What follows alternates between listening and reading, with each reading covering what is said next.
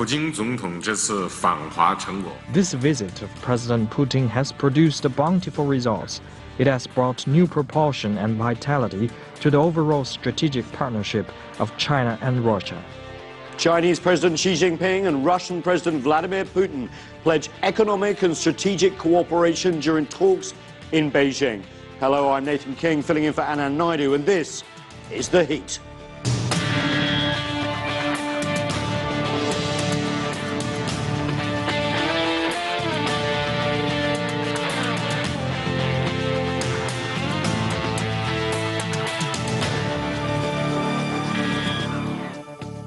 On the heels of the summit of the Shanghai Cooperation Organization, Chinese President Xi Jinping welcomed Russian President Vladimir Putin to Beijing Saturday. The two leaders signed more than 30 deals, including bilateral investments in energy, agriculture, transportation, aerospace and the military. Xi Jinping said China and Russia are major economies and emerging markets and called for the integration of the Belt and Road Initiative and the Eurasian Economic Union.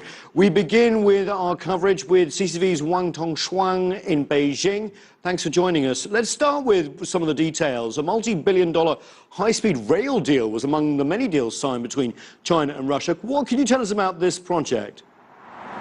Well, Nathan, talks concerning the construction of Russia's first high-speed rail has been ongoing for several years, but a huge cost of the project that has proved to be the major obstacle, with an estimated cost of $19 billion, really forcing Russian officials to look for outside investment in the project. So it's no surprise that this was among the city also deals signed during Putin's visit to Beijing, and China is expected to invest a total of $6.2 billion in the project. The Moscow-Kazan route is nearly 800 kilometers long, and the railway is scheduled to be completed by 2018 in time for the Football World Cup, for which Kazan is one of the host cities. And with the maximum design speed of 400 kilometers per hour, it will carry millions of passengers every year and reduce travel time from 14 hours to 3.5. Both representatives from Russia and China say that Moscow-Kazan project isn't just an investment for China, but a means to improve communication and trade with Russia and even Europe. Nathan. Yeah, Russia needs high-speed rail given the vast distances. Tongshuan, why is broadly cooperation so important between China and Russia? And given what's going on in the rest of the world, what message does it send? Well, Nathan, unlike China's relationship with the United States and the European Union, economic relations between Beijing and Moscow aren't quite as healthy as their political ones.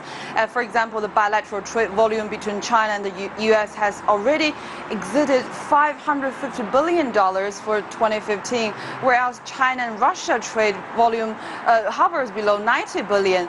So given the Western sanctions imposed on Russia even over the Ukraine crisis, the sharp decline of oil prices and depreciation for ruble, Russia has started to shift its attention from west to east, and China is seeing Russia as an important partner in its Belt and Road Initiative. Its rich oil and gas and natural resources all interest the Chinese investors. In an interview with Xinhua News Agency, Putin also proposed the Eurasia Economic Union (EEU) and China established a free trade area and to open up to other interested countries. President Xi echoed his counterpart and called to expand cooperation by advancing the synergy of China's Belt and Road Initiative with the EEU. And moreover, this year also marked the 15th anniversary of the signing of the China-Russia Good Neighborly Treaty of Friendship and Cooperation, which also explains why they have been shoulder to shoulder and supporting each other on a range of issues. Nathan. Tongshuan, thanks for breaking it down for us. Really appreciate your reporting from Beijing. Thank you. Joining us now from Beijing is Wang Tao. He's the Assistant Director of the China Business News Research Institute. From Hong Kong, we're joined by Victoria Panova. She's the Director of the Oriental Studies Institute at the Far Eastern Federal University in Russia. And also with us is Yun Sun. She's a Senior Associate with the East Asia Program at the Stimson Center. And lastly, from Bangkok, we're joined by Pepe Escobar. He's a geopolitical analyst and author. His latest book is called 2030, but we are still in 2016, and let's start with Wang Tao in Beijing. Obviously, a flurry of deals as usual with Russia and China signed. Take us through some of them. We had energy deals, but also, can you address the fact that even though we see all these deals, the actual trade between Russia and China has been going down recently?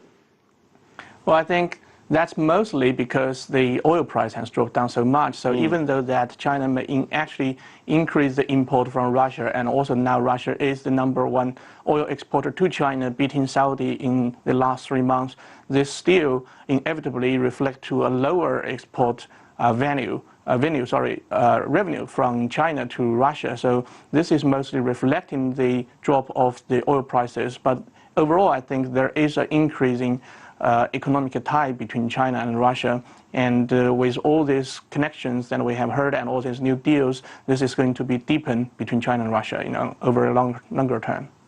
Victoria, in Hong Kong, the Russian perspective, we saw a lot of business people go with Vladimir Putin. The world, especially here in America, thinks everything is also focused on gas and oil, but there is seemingly between Beijing and Moscow a move to try and expand bilateral trade as well as and deepen it too. Can you give us some insights?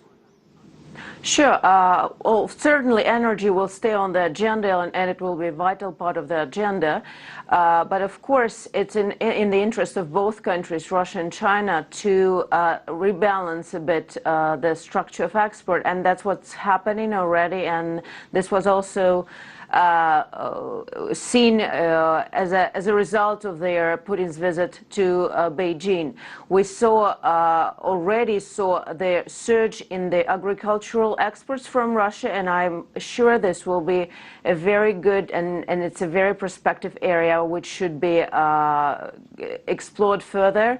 There are also deals in machinery, supplies not only from China to Russia, but also from Russia to China.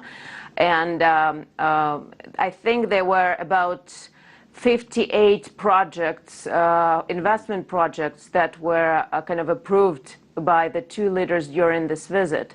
And just to support the previous speaker, I should say, yes, this is because of the ruble-dollar equivalent that the trade turnover went down a bit. But as you also know, during their meeting, the two leaders agreed that this should be reversed, and they specified a number of steps in order to reach $200 billion turnover by 2020, which is, I think, is a good way to go. And when we set targets like this, we usually even go over the designated figures. So let's be optimistic. Yunsun, here in DC, I want you to pick up on what Victoria said. I think it was Sergei Lavrov, the foreign minister, who set that 200 billion target, even though actually 100 billion had been set. You see a sort of meshing, or do you, between China's One Belt, One Road initiative and Russia's Eurasian Economic Union, the EEU? Can that work together, or do you feel that they still have a lot of things to iron out? Because some critics have said a lot of these projects, while they're signed, they've been very slow to be implemented. Well, that is certainly the case, at least from the American policy community perspective, because in the past we know that Russia and China had signed a lot of deals, especially on the energy cooperation. But how those MOUs were working out in the end was just not very... memorandums of understanding. Yeah, memorandum of understanding. They were the implementation were kind of disappointing. And now when people look at the deals that that China and Russia has signed, people look at it with a curiosity and the question that whether it will actually be implemented in the future. So we will have to see. There are some overlapping aspects in China's aspiration in the One Belt, One Road area, and in Russia's interest in developing the Eurasia, their business ties and economic cooperation in that area.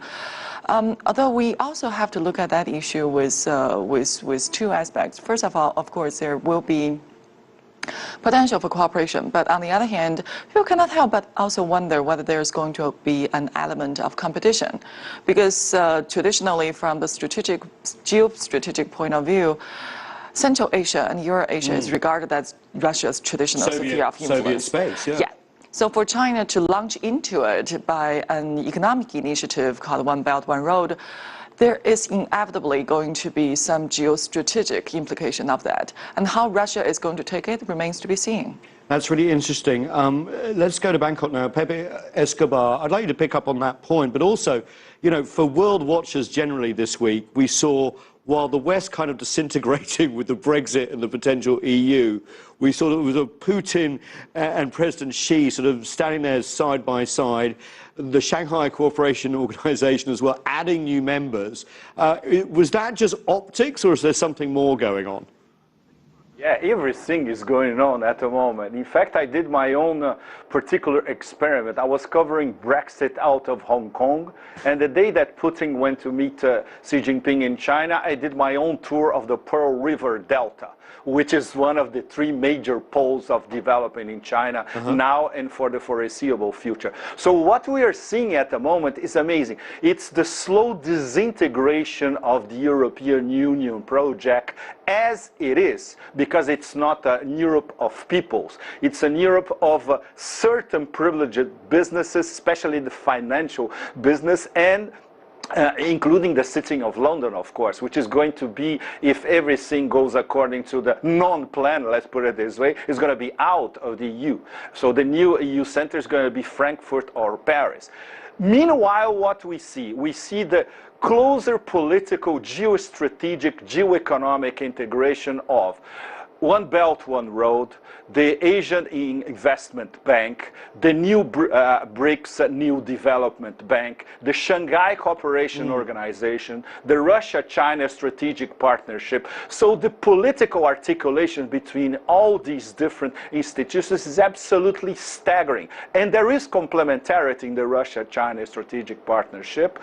There's, of course, as one of our guests already said, there's going to be competition, but basically it's Eurasia. Everything is about Eurasia integration. It's a long-term project and process. It's going to take at least 10 to 15 years, and it has already started. And this is something that the West leadership from the US to the EU, they hadn't seen it coming, and they still don't know how to deal with it. Tao, I want you to pick up on that point. You know, I think it was the 15th meeting between the two presidents since 2013. From Beijing, is there a perception that this is a new geostrategic alliance between Moscow and Beijing? Or, I think you noted, could there be a bit of fantasy about this as well?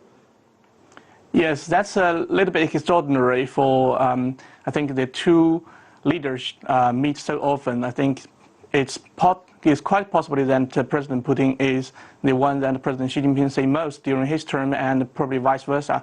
So it is actually a reflection of increasing personal friendship between these two leaders, but also this is a reflection of the necessity in the Asia-Pacific area that they need to find a new way to change the existing regimes, so there will be more spaces for the emerging economies such as China, India, and Russia, and also to have the necessary adjustment as the world is moving. I think what we have seen these days, especially as some of the other commentators already mentioned, with the Brexit and disintegration of the EU, and also the stronger relationship between China and Russia, there is a lot of uncertainties in the future in the geopolitics in the world. And the leaders feel they have to find some ways to strengthen their positions for this future. I think this actually reflects that necessity. And I think for China and Russia, there is no such a fantasy that China and Russia are actually going to be a new dominance. I think it's still, people be very realistic that realizing US is the superpower, and even without the Britain, or not, EU is still quite an important player in the world stage, and China is actually looking for find a way to get more space in the international order for its own space, for its own development, and to have the leadership as a rising power. I don't think this is something that China and Russia will stand together to create something new. It's more about complementary to the existing system, and the reason being that, especially because this East Asia is the driving force of all this change. We have seen all the growth, maybe the majority of the growth these days of the world economy coming from the East Asia and probably also plus India, so emerging economy is the major driver, but we have a system to accommodate that kind of change. So there is a lot of change that needed in this region, and we are actually experimenting and trying to find a good way of that. Victoria Panova, I want you to pick up on that. There has been some criticism saying that Russia has almost been forced to go east because of Western sanctions imposed after the reabsorption of Crimea into Russia, and that it has to do deals with China and is therefore a junior partner. Is that something you can address? Well, first of all, I cannot say that. I mean, it looks like we had probably more meetings since their confrontation with the West started between of Russia. But I can tell you that it was this understanding that Russia should go more and should pay much more attention to the East and to its China as its neighbor and as a friend, already starting mid-90s with Primakov and multi-vector diplomacy, and then we had a complete regulation of our border issues by 2004, the final like 4%. Yes. And then, so it's been gradual. Like China is always patient, and it takes time for it to, it can wait for the results to come, and probably in the same passion. Russia and China were looking at each other, steps to get closer, and now we're at the point when we can go a little faster.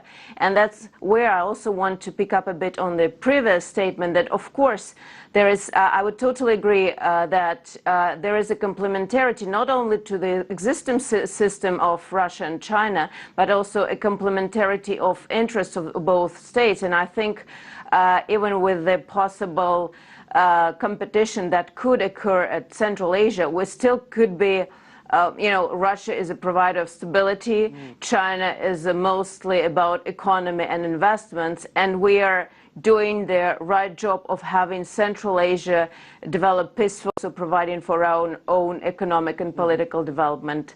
And I think in this way we need each other, and we also know that we can stay back to back and be complementary in terms of, we know that there is a reliable partner, reliable neighbor, and we don't have to worry about our back being stabbed. So this is important.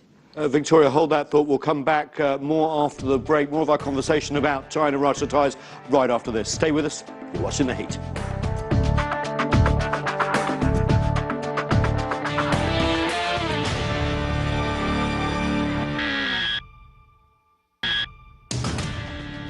Welcome back to The Heat. We're discussing the economic and strategic partnership between China and Russia following Vladimir Putin's visit to Beijing. Let's get back to our panel. Yunsun here in DC. There's a relationship between Vladimir Putin and President Xi Jinping. How does that impact things? And the perception is that they're basically cooperating on many different levels. Is that true? Well, that is true, especially from the strategic perspective. We know that bilateral trade has been decreasing recently, but on the strategic aspect, while facing some problems in the neighborhood in East Asia, there's a dispute in East China Sea, there's disputes in South China Sea, and China more or less feels isolated in the neighborhood, with the U.S. being interfering, using the Chinese term, in the West Pacific or East Asia. And we also know that in the case of Russia, because of what happened in Ukraine, Russia's relationship with the West has been in a pretty bad shape recently. So there are common grounds, there are common necessities, like the fellow panelists just mentioned, to bring China and Russia together, to align their positions, to make each other less isolated in the international stage, and to jointly fight for their own cause. And a bulwark a little bit against Washington dominance? There is certainly a strong aspiration from the statements that we saw from both presidents during this visit and their previous meetings. There is a very strong intention on both countries' parts to fend both countries against the Washington dominance. I want to also go now to Bangkok and Pepe Escobar. The Shanghai Cooperation Organization meeting in Tashkent also focused on security. It was continued talks in Beijing as well. Afghanistan, a real sort of meeting point for both Russia and China. Where is the cooperation there and what's at stake? Well, you remember a few years ago that Hillary Clinton, when she was Secretary of State, she proposed an American New Silk Road with the focus on, guess where, Afghanistan.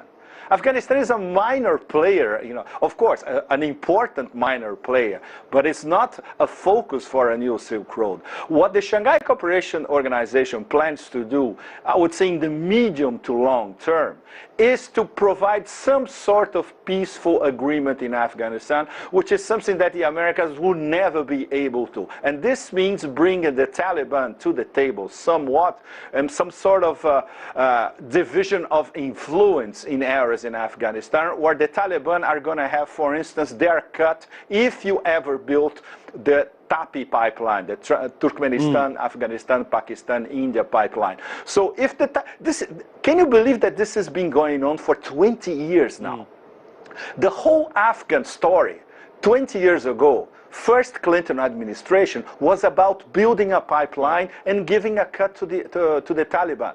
And the Taliban, they were asking for $50 million at the time. They were wined and dined in Houston, you know, and nothing happened. And then came 9/11, and we all know what happened. So now, the Shanghai Cooperation, I would say that the master plan from the Russian and the Chinese side is, okay, we already have commercial interests inside Afghanistan. It's up to us to try to come up with a solution. Pakistan and India are going to be on board because they are now members, official members of the Shanghai Cooperation Organization. Next year, maybe we're going to have Iran enthroned as a member as well. So we have all the major players surrounding Afghanistan coming to a sort of agreement to solve the Afghan problem once and for all. Tao, I want to bring you in from Beijing. Obviously, big discussions at the SCO, but also between Vladimir Putin and President Xi, is also terrorism. This is one area that both countries really can cooperate on, correct? Yes, I think this is very important for those countries to work together, not only just for its own domestic threat, but also for their broader geopolitical corporations. I think many of the panelists already mentioned areas such as Central Asia, Afghanistan, and also don't forget Pakistan. China and Pakistan is actually also building an economic corridor, which is going to be the key, one of the key programs of the One Belt One Road initiative. And then all of those areas, the cooperation, the investment and return, and all this safety or security of those will all be threatened by the terrorists. So it's very important for Russia and China, two of the most important regional power, to work together to solve this issue, or at least to contribute to the more peaceful circumstances of those projects. So it's very critical for China and Russia and also all the other member states of the Shanghai Cooperation Organizations to find a solution to reduce the threat of the terrorists to their own countries and also to the regions that they have the common interest. Victoria, I want to get back to the economic plans, because one of the interesting facts is now that China has importing more oil from Russia than it is from Saudi Arabia. This has been going on for some months now and is growing. Is that, to you, an inflection point in terms of where China is getting its oil supplies and the security it can get from that rather than importing from the Middle East and through the South China Sea? Well, obviously, China is diversifying as much as possible, and Russia at this moment is probably one of the safest and most reliable suppliers that could be for China, because as you rightly mentioned, the South China Sea and United States involvement in this area does put in danger their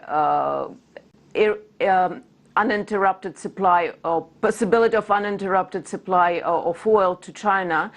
Same Middle East is by far not a calm region, and so I guess while China will continue a diversification policy with importing oil from other states, but Russia now is really the most reliable. And to add a bit on the political side, which also bears economy, just see that it was also Putin pronounced that he totally supports China's bid for the G20 on all the issues. And one of the issues that China is paying attention is economic support and financial support for terrorism and the rules for FAT to fight against money laundering. So, and to look for to cut sources from which terrorism could be financed. And I think it's a very important issue where the two countries should, and they are cooperating, and where they are taking a common stance within the G20. There's another area of,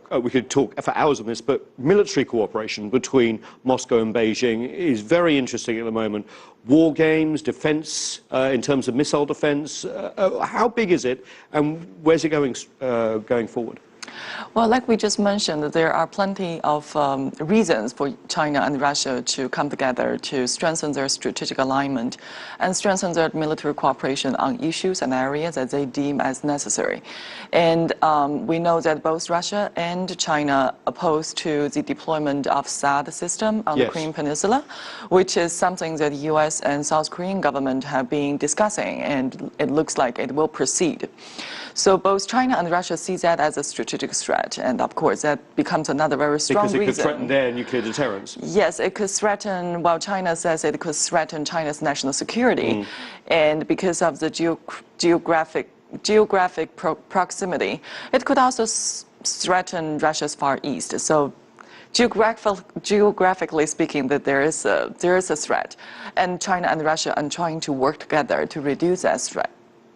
Just a last word from Beijing. Tao, military exercises, joint development, rockets, lots of areas of cooperation between Beijing and Moscow.